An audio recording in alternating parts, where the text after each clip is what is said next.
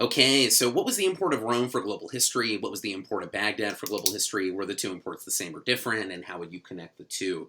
Okay, so I'm going to focus on how Rome and Baghdad, respectively, shaped and helped bring about the modern era in global history. And I'm going to define the modern era as beginning around the late 15th century and being characterized by accelerated global interconnectivity, advances in technology and science, population growth, and of course the rise of the West. So how did these, how did Rome and Islam basically influence the rise of modernity? Okay. In my view, Rome and Islam both contributed to the rise of the modern world.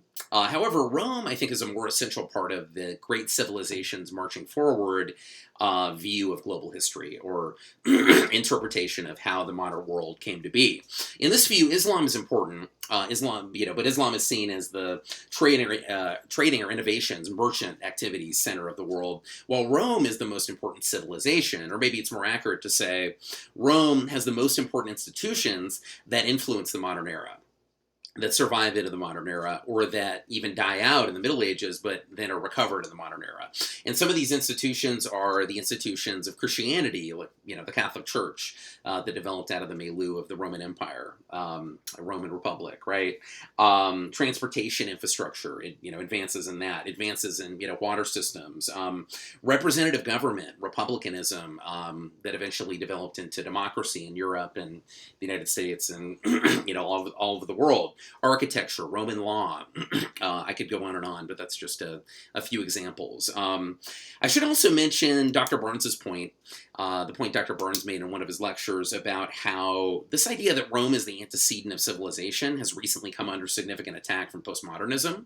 And the point is that it's now not really credible to say that Rome was the sole source or a singular antecedent, the singular antecedent of Western civilization.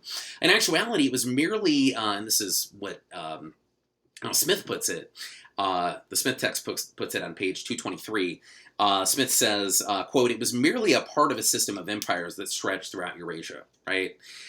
So Rome, I think the Smith text reflects this newer idea that Rome was important for moving global history forward and explaining how we got to the modern era and contributing to the modern era, but it wasn't the only game in town, right? There's other civilizations that are important on the Eurasian landmass during this time. However, I think the Wisner-Hinks text takes a more traditional view that is different than the Smith text, I should point out. So, from an older perspective of looking at the importance of Rome by focusing on the fact that it had a number of the antecedents of the institutions of of Western civilization, if we're looking at it from this perspective, then I think we could say Rome is perhaps more important than Islam for explaining how pre-modernity evolved into modernity, right? However, if we look at world history through the Hodgson or Brooke III model of viewing world history as essentially a series of dynamic interactions between different ideas, different technologies, that kind of thing, on the Afro-Eurasian landmass, then we're encouraged to focus on ideas, on how these ideas or technologies came out of the golden age of Islam, or essentially went through the prism of the golden age of Islam and came out the other side as innovations that Europe could pick up and fashion into modernity, if that kind of makes sense, right? So, some more details about this. So, according to Burke, the Burke article, Islam was hugely important at providing a center for various major technological complexes that he thinks should be our focus, right? So he focuses on technological complexes, right? And Burke says specifically in page 168, as we will discover, these major technological complexes drew upon innovations that had occurred in different regional contexts throughout Afro-Eurasia. They became standardized as technological complexes in the lands of Islam and subsequently diffused to the rest of the world. This is the meaning of our title, Islam at the Center. So that's kind of some more details about this idea of technological complexes, right? And how Islam is at the center of these technological complexes. So one example Burke gives is the writing technology complex. And he talks about this on pages 175 to 183. And of course, he argues that Islam was central to the development of the writing technology complex. And he thinks this writing technology complex that came out of Islam made its way eventually influenced the development of the scientific revolution, mostly in Europe later on.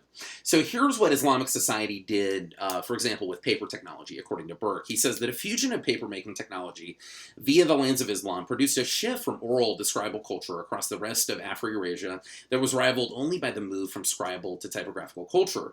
As historian Jonathan Bloom informs us, paper encouraged, quote, an efflorescence of books and written culture incomparably more brilliant than was known anywhere in Europe until the invention of printing with movable type in the 15th century. But of course, Burke points out that it wasn't just paper technology that influenced the writing technology complex. It was things, diverse technologies like alphabetic writing, the alphabet, the library, the university.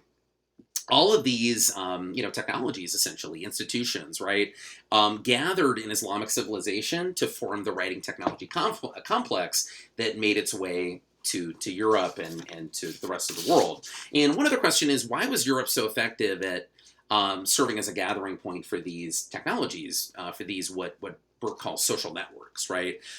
And on page 166, Burke points to aspects of Islamic civilization, like its openness to new ideas, its openness to acceptance of merchant activities and trade, its emphasis on literacy, the multi-ethnic milieu of the empire, and also its geographic centrality in Afro-Eurasia. These all made it a gathering point, an effective gathering point. So in conclusion, I think we could say Rome and Baghdad are both essential prerequisites for the modern world, with Rome perhaps providing more of the institutional antecedents of modern civilization, but with Baghdad providing a midpoint for social networks that created and diffused technological advancements, rationalized trade, and further developed the infrastructure of problem solving. Okay, thanks so much.